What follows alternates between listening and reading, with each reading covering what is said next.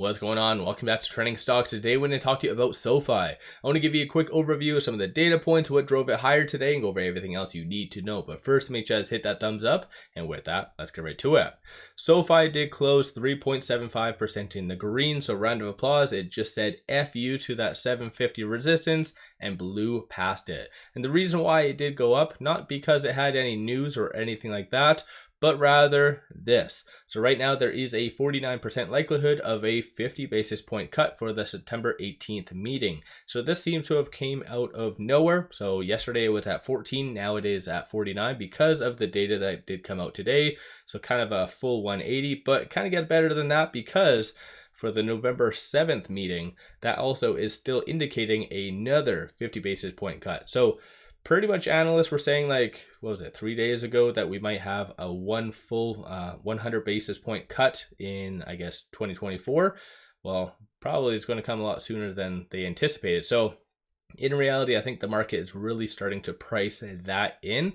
So again, that's one of the biggest factors why a lot of kind of growth stocks really pulled higher.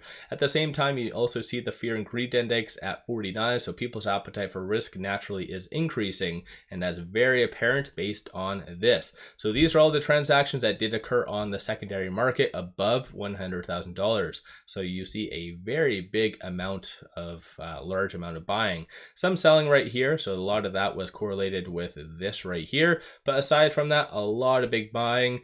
Even this right here, all of this did occur after hours. So in my opinion, a lot of this is linked to options because, as I've stated in the past, market makers typically on the corresponding Monday cover all those in the money options, but there's nothing really holding them back from doing it after hours, pre-market, or whatever else, or even just rolling it over essentially. But that's kind of a little bit more riskier for them. But again, I feel like based on that volume, market makers were already starting to cover that, because with it closing above 750, that means 27,000 at that 750, 7,000 at that 7, and then 2,000 at that 650 is all in the money. So definitely a pretty good thing all in all. Still though, based on this, that wouldn't really encumber everything. So there might still be some kind of buying happening potentially on Monday. We'll just have to wait and see. These are all the transactions that did occur on this dark pool.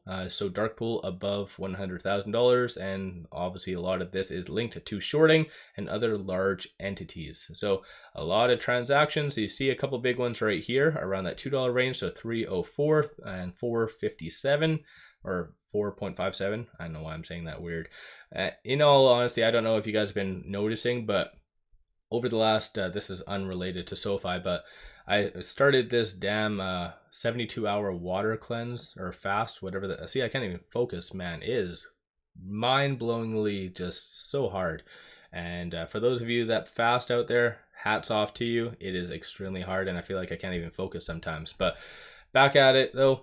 So starting off with data points and shorts. So shorts did return 371,000 shares today. So the kind of admitted defeat for the most part. 18.57% of the free float is being shorted. Works out to be 194.35 million shares overall are being shorted. Cost of borrow average is a little bit higher than the last several trading days, 0.92, and then utilization is 50.68.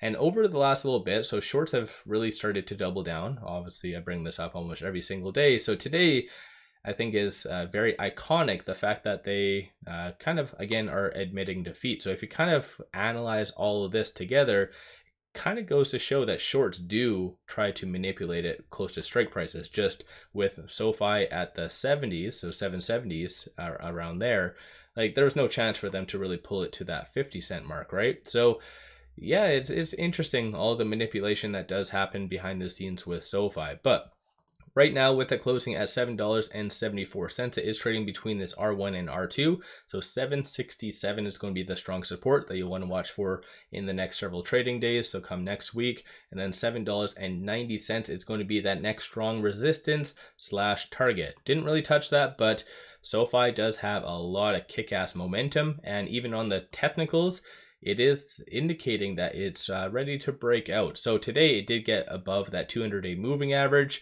so still higher percentile of the Bollinger Band. And as I've stated in the past, typically 2 consecutive trading days does signal a trend. Well, this trend is showing that it is ready to break the hell out. And no new analyst ratings, nothing along those lines whatsoever.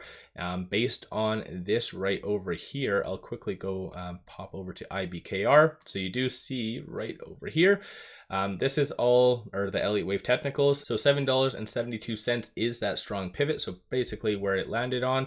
So for as long as it is above that, then it is anticipated to get between that mid to high $8 range. So definitely watch for this 772 on a side note going forward. And like I said, no new analyst ratings, nothing like that. Last one was done yesterday, initiated coverage, Seaport Bill, who has a 61% success rating, but I already did bring this up in yesterday's video. Aside from that though, looking at stochastic, you do see a nice bullish deviation, so white line above the red, and it is at 45, so somewhat neutral, not really overbought, not oversold. So the fact that SoFi somehow had a bounce from 670s to where it is now in 1 week, it is just the most volatile stock. And that being said, volatile stocks and options are hand in hand the best lovers, and they work out perfectly together. So if you guys do not know options, I say this time and time again, if you guys don't know options, take an hour, take 2 hours, research it. It can be very profitable and beneficial in either direction, whether you are bullish or bearish on the stock. So kind of just do some self-improvement maybe this weekend if you guys have some time. Number of retail investors did get out minorly, as you can kind of see based on the momentum indicator, but I think all in all, a lot of the data points are looking very much primed and ready for kind of the next leg up. So let me know your thoughts on SoFi. Have you been buying? Have you been selling? What have you been doing with SoFi? And have you guys been dabbling with options? I know I ask this every video, but I really do recommend a lot of people kind of doing that. That's more so the next leg up, even on your own personal level as a investor, to encumber shorts in your portfolio and your day-to-day activity. So let me know your thoughts. And with all that said, hopefully all of you guys have a good weekend thus far. And with all that, appreciate all of you watching.